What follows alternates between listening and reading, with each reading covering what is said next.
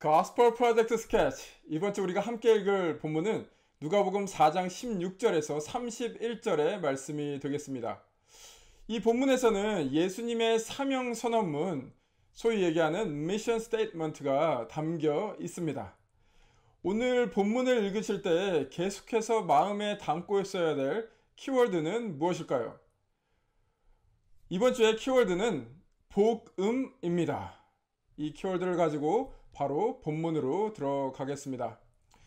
오늘 본문에서 예수님은 광야에서 받으신 시험을 이기시고 성령 충만한 가운데 갈릴리 지방 나사렛으로 돌아오셨습니다. 이곳은 예수님께서 자라신 곳이죠. 그 당시 나사렛 인구는 1600에서 2000 정도 되는 그런 작은 동네였습니다. 그 나사렛의 이야기가 4장 16절에 이렇게 시작이 됩니다. 때는 안식일. 예수님도 다른 유대인들과 마찬가지로 관습대로 안식일에 회당에 들어가시죠. 그 회당이란 안식일에 사람들이 모여서 하나님을 경배하던 곳이죠. 이 회당에서 안식일에 진행되는 예배 순서와 같은 것이 있었는데요. 마치 주일에 교회에 가면은 예배 드릴 때 순서가 있지 않습니까? 그런 것처럼 이렇게 순서가 있었습니다. 그 순서 중에 하나가 선지서 중에 한 부분을 읽는 그런 시간이 있었습니다. 예수님이 오늘 본문에서 그 일을 감당하시죠. 예수님이 선지서 중에 어딘가를 읽으시는데 그 선지서가 어딘가? 이사야서입니다. 오늘 4장 18절에서 19절에서 예수님께서 이사야의 이 부분을 읽으십니다. 제가 한번 읽어보겠습니다. 주의 성령이 내게 임하였으니 이는 가난한 자에게 복음을 전하게 하시려고 내게 기름을 부으시고 나를 보내사 포로된 자에게 자유를, 눈먼 자에게 다시 보게 함을 전파하며 눌린 자를 자유롭게 하고 주의 은혜의 해를 전파하게 하려 하심이라 하였더라. 이것은 이사야서 61장 1절에서 2절을 토대로 하는 그런 말씀이 되겠습니다. 그리고 나서 4장 21절에 이사야에서의 말씀, 방금 예수님이 읽었던 그 말씀이 너희들이 듣는 가운데 이루어졌다라고 말씀을 하시죠.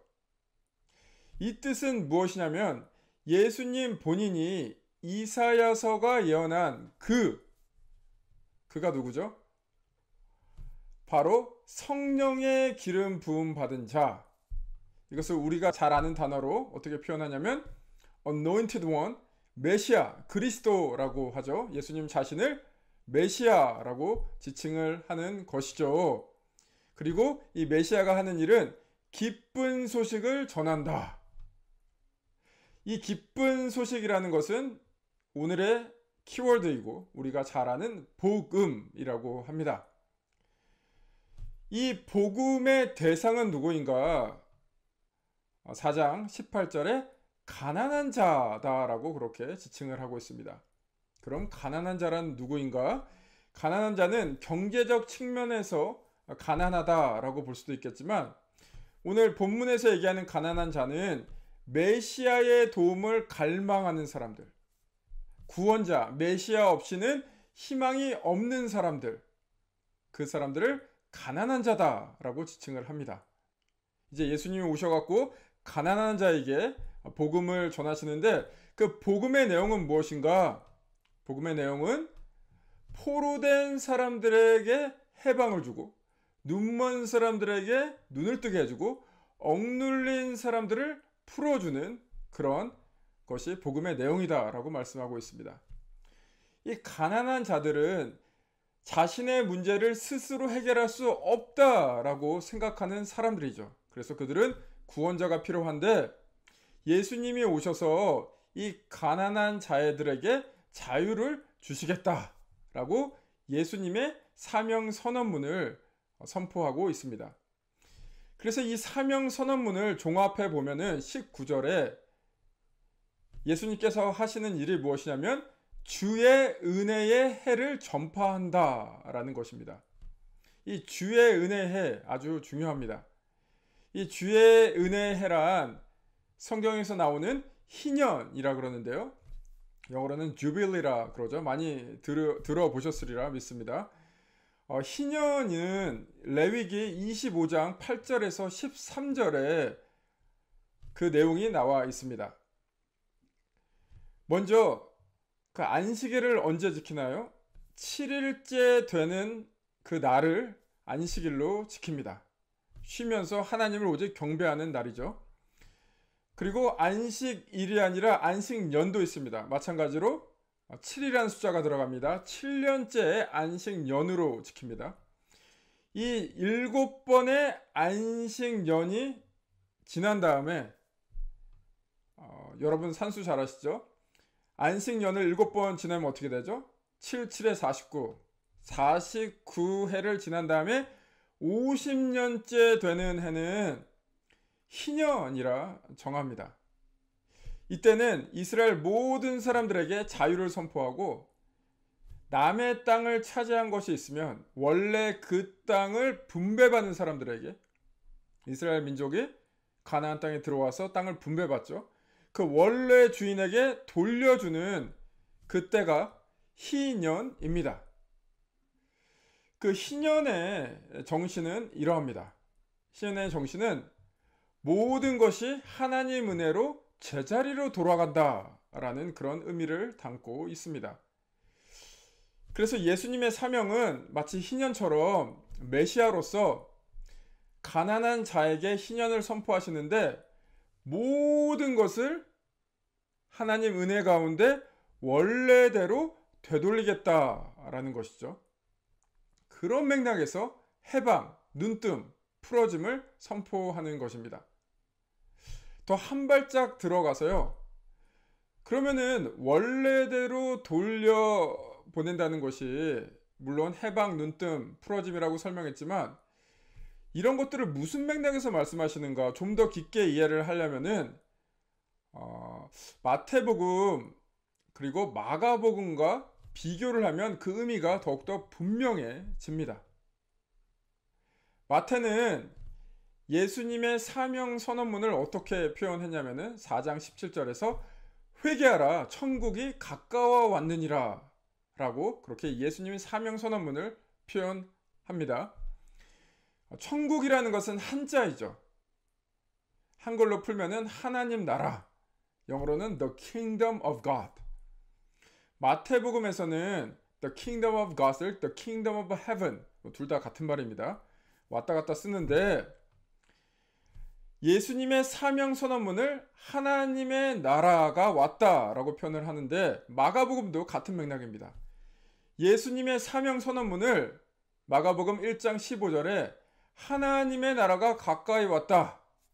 회개하고 복음을 받으라 하시더라 라고 표현을 합니다. 정리를 하자면 누가복음 4장에 나온 예수님의 사명 선언문을 마태와 마가는 하나님의 나라라고 표현을 합니다. 하나님 나라가 이 땅에 도래했다. 이 땅에 나타났다. The kingdom of God has come. 여러분들, 킹덤에서 가장 중요한 것은 무엇일까요? 사극을 볼 때 킹덤에서 가장 중요한 것은 그 왕좌를 누가 차지할 것인가, 누가 왕이 될 것인가가 가장 중요하죠. 마태와 마가에서 하나님 나라를 강조한 것은 이제 진정한 왕이신 하나님께서 이 땅을 다스리신다를 선포하는 거죠. 그래서 예수님께서 그 일을 하러 오셨다라고 말씀을 하고 있습니다. 누가복음 4장도 같은 맥락입니다. 이제 하나님이 진정한 왕이 되셔서 이 세상을 다스리신다라는 것이죠. 예수님께서 그 일을 하러 오셨다라고 말씀하고 있습니다. 그래서 누가복음 4장에서 말한 희년이란 진정한 왕이신 하나님께서 다스리시니 인간이 왕이 되어서 다스리는 나라에서 발생한 포로된 자가 해방되고 억눌린 자가 자유케 되고 눈먼 사람들이 치유를 받는다. 이것이 원래 하나님이 원하는 모습이다 라고 말하는 것이죠. 이 원래 하나님이 원하던 모습으로 모든 것이 돌아갈 것이다. 누가복음 4장에서 예수 그리스도는 메시아로서 그것을 선포하러 왔고 그것을 실행할 것이다 라고 말씀하고 있습니다. 누가복음 4장 17절에서 18절의 내용을 마태와 마가와 연결하니 그 의미가 더욱더 선명해지는 것을 볼 수가 있습니다. 이렇게 예수님이 메시아로서의 사명을 선포하셨는데 이 메시지 자체가 심판한다, 저주한다 라는 내용이 아니기 때문에 기쁜 소식 아니겠습니까? 좋은 소식 아니겠습니까? 일단 본문에서 나오는 사람들은 굉장히 좋게 받아들입니다. 놀랍고 은혜로운 소식이다. 기다렸던 소식이다. 그런데 거기서 끝나지 않고 그렇게 감탄하고 좋아하지만 4장 22절 후반부에 문제가 생깁니다.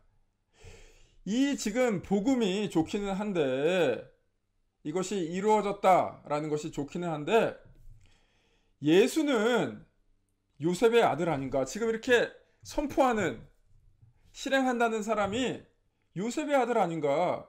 이 나사렛 동네 조그맣기 때문에 옆집 밥 숟가락이 몇 개인지 알 정도죠. 이 평범한 예수가 갑자기 그 하나님의 나라를 선포하고 메시아적으로 얘기하니까 사람들이 술렁이기 시작했습니다. 사람들은 이 평범한 예수가 메시아처럼 얘기하는 것이 신성모독이다 라고 생각을 했습니다. 좀 더 쉽게 풀어서 설명하자면 하나님을 욕되게 했다라고 생각하는 거죠. 그런데 사실은 하나님을 욕되게 해서 사람들이 술렁이기 시작했던 것이 아니고 자신들을 욕되게 했다라고 생각을 했죠. 이것에 대해서 제가 설명을 하겠습니다. 마치 이런 거죠. 메시아가 와서 이사야를 통해서 예언했던 그 기쁜 소식을 주는 것은 좋은데 우리도 바라는데 이 요셉의 아들처럼 평범한 사람이 얘기하는 것은 아니지 않냐. 지금 우리가 얼마나 어렵게 살고 있는데 멋들어진 메시아가 와서 로마를 무찌르고 하나님 나라를 세워서 우리를 잘 먹고 잘 살고 부강하고 남들한테 떵떵거리고 사는 그런 나라를 만들어야 되는데 그렇게 하기 위해서 나타난 저 예수, 그렇게 주장을 하고 있다고 생각하죠. 너무나 평범하다. 우리가 원하는 것을 해결해 줄 수 없다라고 생각하는 거죠. 그렇기 때문에 본문에서 나오는 이 무리들은 4장 18절에 나오는 가난한 사람이 아닙니다. 그들은 부유한 사람들이에요. 자신들이 원하는 것이 있었죠. 자신들의 욕심으로 가득 차 있죠. 메시아가 필요 없습니다. 사실은 자기들이 왕이죠. 예수님은 그거를 간파하시고 4장 25절 이하에 엘리야 시대의 일을 얘기하시면서 이방인 시돈의 과부가 하나님의 은혜를 체험한 내용을 말씀하고 있습니다. 그리고 나서 4장 47절에 엘리사 시대에 이방인 시리아 사람 나아만이 고침을 받은 얘기를 꺼내십니다. 예수님이 뭐라고 그러시는 건가요? 무리들에게 지금 당신들은 하나님의 백성으로 생각하는데 당신들은 이방인들보다도 못하다. 이방인인 시돈 과부 나아만은 하나님의 은혜 희년을 체험했지만 너희들은 못할 것이다 라고 얘기를 하시는 거죠. 사람들은 이 얘기를 듣고 제가 사자성어를 쓰겠습니다. 분기탱천을 하죠. 화가 머리 끝까지 나서 예수님을 죽이려고 합니다. 아니 우리가 그렇게 깔보는 이방인들보다 못하다고 하다니 저 예수가 제정신인가. 그러면서 예수님을 이제 죽이려고 다가갑니다. 그래서 오늘 이 본문의 마지막 장면이 나옵니다. 그렇게 사람들이 예수님을 죽이려고 몰려드는데 예수님은 그 몰려드는 사람 그 사이로 유유히 지나가십니다. 잠깐 멈춰 쓰셔서 이 장면을 한번 생각해 보시기 바랍니다. 너무 멋지지 않습니까? 왜 사람들은 예수님을 죽이려다가 그냥 예수님이 그 가운데로 지나가기 내버려 뒀나요? 마치 이런 거죠. 여러분도 혹시 영화를 보시면은 수많은 악당들이 주인공을 해하려고 왔다가 그 주인공 포스에 눌려서 그 주인공을 건드리지 못하고 그냥 주인공이 그 악당 사이로 지나가는데 그냥 빤히 쳐다봅니다. 그 주인공의 포스는 어디서 나오나요? 그 포스는 그 악당을 전혀 두려워하지 않는 데서 나옵니다. 그 용기. 거기서 포스가 뿜어져 나오는 것이죠. 예수님이 이 무리들을 두려워하지 않는 것은 왜 그렇습니까? 예수님이 왕이시기 때문입니다. 그들이 인정하던 인정하지 않던 예수님이 왕이시죠.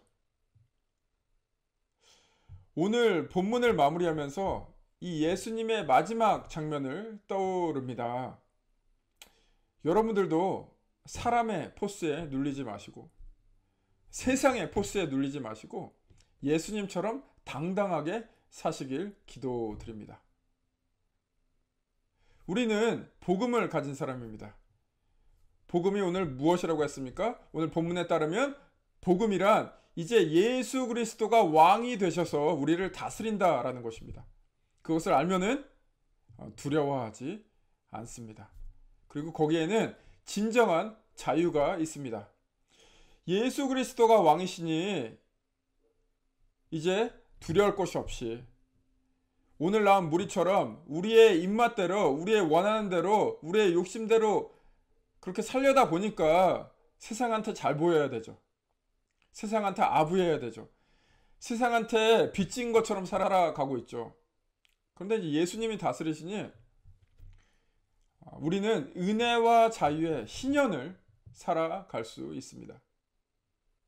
오늘 본문을 읽으시면서 이 본문이 단지 글이 아니라 하나님 말씀이 되시기를 축복합니다. 여러분들에게 용기를, 두려움이 아니라 용기를 주는 그런 하나님 말씀이 되기를 축복합니다. 또한 이번 주에 이 본문으로 설교를 들으실 때 주님의 크나큰 은혜의 능력 마음껏 경험하시기를 축복합니다. 그럼 다음 주에 뵙겠습니다.